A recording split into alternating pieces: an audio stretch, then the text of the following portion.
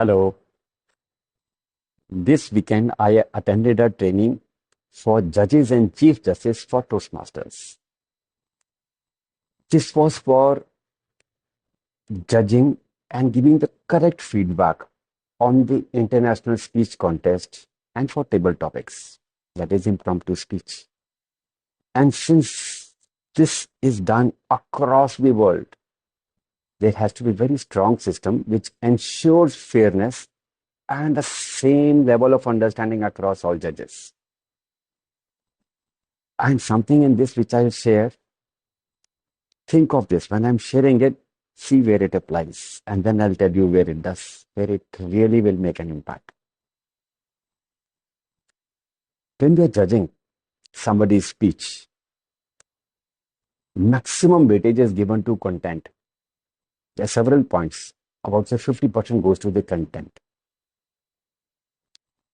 And 30% goes to the way it is being spoken. Okay. It's also said no, that we have to be dramatically correct and not grammatically correct. The way you speak leaves a much more significant impact. So delivery is also very important.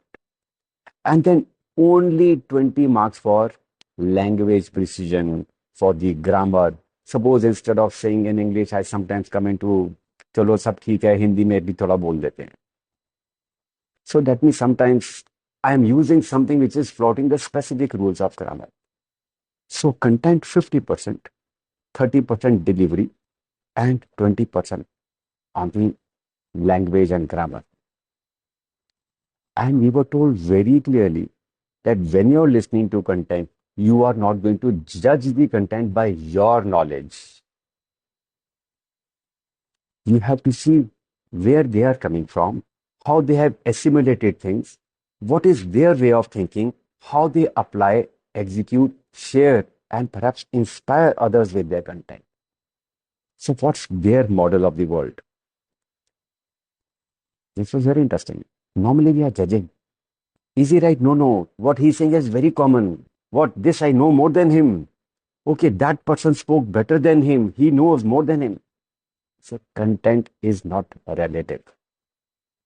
Second, when the delivery is being done, are we being like speaking very loud, speaking very low?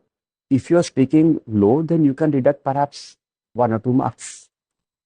Because the person has to be conscious that he has to be heard across the hall. And sometimes he or she might miss. So that's why it's important. But that does not mean that he has one monotone style only and he is speaking like that and people are trying to understand and maybe what he's saying is making. No, we are not reciting mantras. Have you noticed you say sometimes I say, yes, is it okay?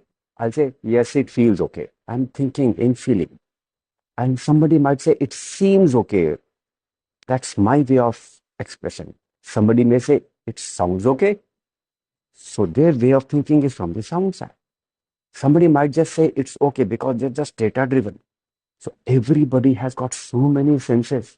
So when we are delivering, are we catering to each and every person, looking into them, trying to see where they have understood, and then calibrating with each of the persons so that you change the content so that they understand and relate to the speaker. That is delivery. Last is the grammar. Because sometimes, at times it might happen, somebody is not so conscious, their rules get broken and your attention gets distracted. The learning here is when I am in my normal life, my relationships, do I do the same? No. When we were doing the judge's role, we were told not to get biased. If suppose the person's delivery is good, exceptionally good, and content is weak, doesn't mean that you give a halo effect. That is, if one thing is good, you give benefit across all parameters. Or if language grammar is bad, you give a negative halo effect and takes the scores across all parameters. And suppose there is a comparison for say there is a tie between two persons, and we say this person was really good at this. There also you have to follow content, delivery, and then language. So that means one thing cannot affect the other. But in our relationships, do we do the same? No, no. Everything is okay. He was doing this thing, she was doing this thing, but he said me this thing that way. And because of that one thing, the whole relationship is spoiled. Why do we allow that? Because something in our mind which is judging is not getting rational. One event at some point of time, and we say, no, no, everything is okay, but he said that. That but destroys everything. So we have to ensure, one more thing we were told as judges, that when we are judging, we have to ensure that we have multiple judges judging. Multiple judges is not that, okay, there are four judges. We have to ensure that the judges come from different backgrounds, age, gender, etc. Because everybody will have a different lens to see and think and judge. So we are not biased. So when I'm judging one person in my relationships, sometimes one event can impact everything else. So when in judgment I say you see from different lenses, how can I see one event to impact all the other events?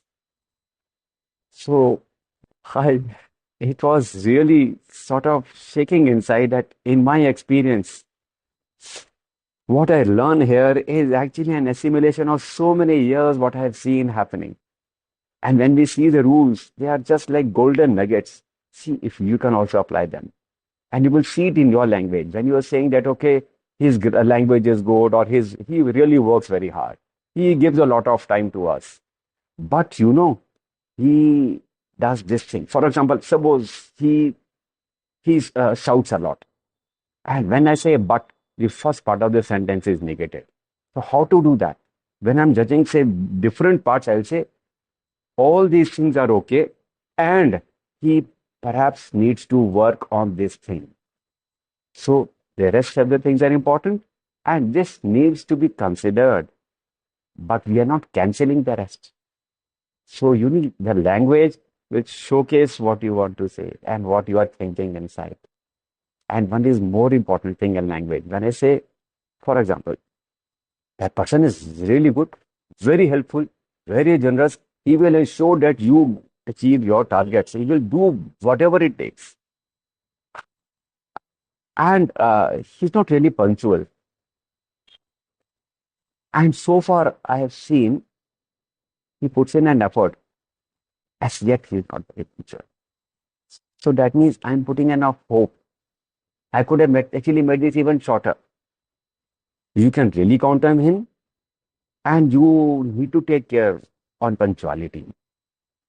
So total is okay. One matter of caution. And I could say, and you need to take out a punctuality for some time, assuming that over time it will improve. So keep thinking, keep learning.